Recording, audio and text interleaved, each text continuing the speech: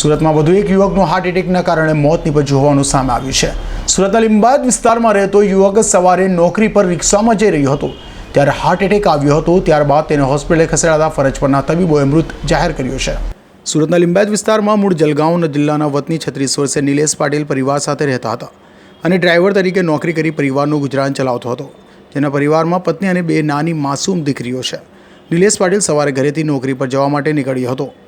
ઘરેથી નીકળ્યા બાદ નિલેશ મેનેજર પાસે જવા રિક્ષામાં નીકળ્યો હતો। દરમિયાન નવા ગામ પાસે રિક્ષામાં જ એટેક આવી ગયો હતો, જેથી તેને તાત્કાલિક સારવાર માટે હોસ્પિટલે ખસેડાયો હતો, જ્યાં ફરજ પરના તબીબોએ નિલેશને મૃત જાહેર કર્યો હતો। ઘટનાની જાણ થતાં પરિવારજનો પણ સ્મીમેર હોસ્પિટલે દોડી ગયા હતા।